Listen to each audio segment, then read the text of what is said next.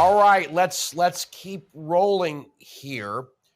Axios has a piece claiming that Hakeem Jeffries is the shadow speaker. Breitbart has a piece where Paul Ryan praises Mike Johnson for allowing the Democrats to seize the House.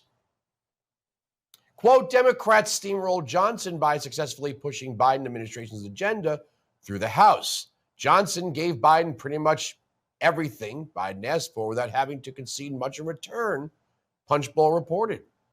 Johnson found his footing and his voice, and he did it as a statesman, risking his own personal political fortune for the greater good that he believes in, Ryan told Axios Tuesday.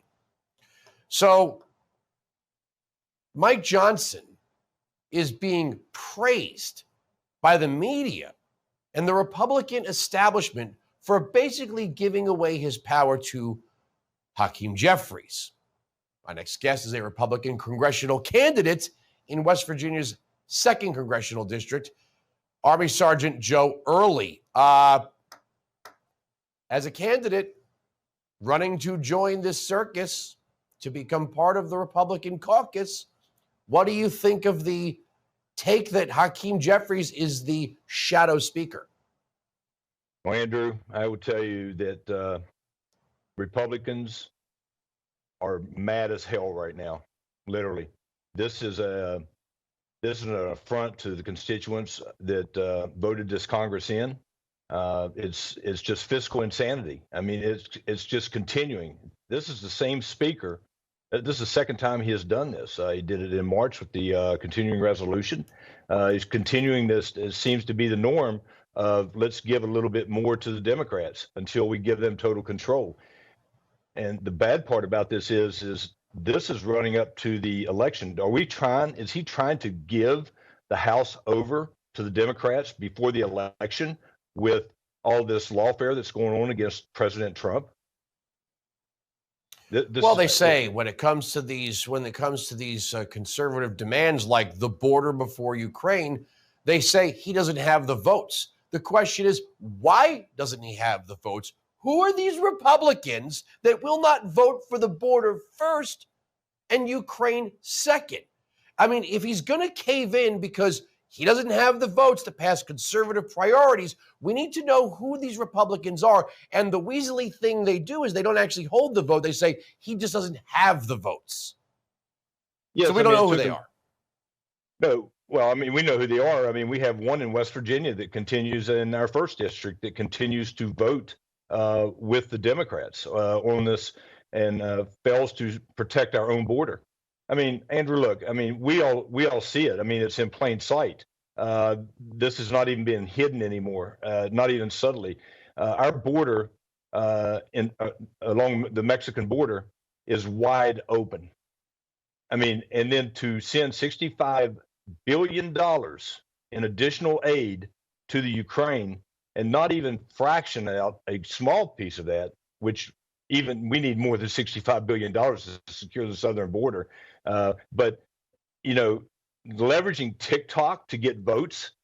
I mean, look, that's a TikTok. Yeah, if it's being used to siphon off intelligence, let's address that.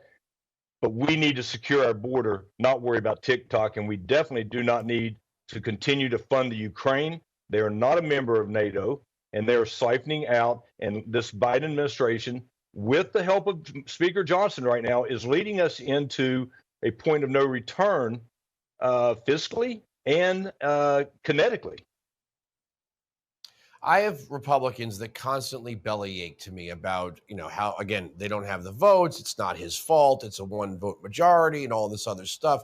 I never heard Democrats complain like that when they had slim majorities. But how hard is this? You don't have to be a master of the game of the House of Cards or the Game of Thrones to say, okay, we passed H.R. 2. You will take it up in the Senate, or we will not pass anything else related to Ukraine until the at least gets its debate on the floor. Now, maybe it'll pass, maybe it won't. Maybe Biden won't sign it, maybe he will if he wants the Ukraine aid. But that's what we're going to do here. And the other thing, and let me ask you this, they keep giving this binary. It's either more aid packages or our soldiers. Well, The Ukraine draft age is 25. Shouldn't we demand they lower it to 18, where ours is? Oh, absolutely. I was unaware of the 25-year-old threshold, but absolutely. That is their country.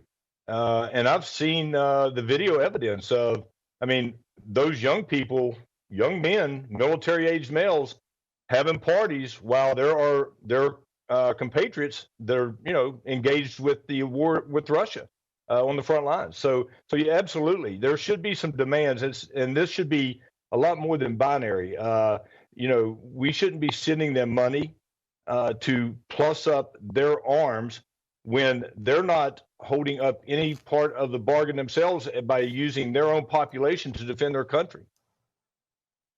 Yeah, and Biden's been trying to frame it as, well, this is going to create jobs in the defense industry. Oh, so we're not feeding the war machine anymore. It's jobs now. It's a jobs program. Well, then give them $250 billion. Let's arm every government around the world if it's a jobs program. I got about a minute. Okay. Well, I'll tell you, this is, we need to focus in, like you said earlier, we need to focus in on securing our border first. If it's going to be truly a binary vote, look, we'll secure our border, and then we'll look at giving the Ukraine a little bit. But part of the spending package, what are we trying to do? We're going to give Hamas more money by the $1 billion we're giving them for for humanitarian aid that we know Hamas is going to commandeer and use that money to continue to fight against Israel. And we're giving Israel money, $9 billion, and which they're our friends and our allies in the Middle East, and they need that assistance to stamp out Hamas. So yes, this is a something that the Congress needs to look at and make sure that when we start funding these other nations, that our interests come first. It's pretty basic. If every Republican stood together, it wouldn't matter if it was a one-vote majority. They'd be a majority, and they can make their own binaries. I got to leave it there. Thanks for joining us. Okay. Thank you. All right. Coming up from West Virginia to New Jersey. Have New Jersey voters finally had it with the Murphy, Booker, Menendez crime syndicate? Well, Christine Serrano-Glasner, who is the mayor of a town called Mendham, is running for Senate as a conservative Republican. We will talk to her next.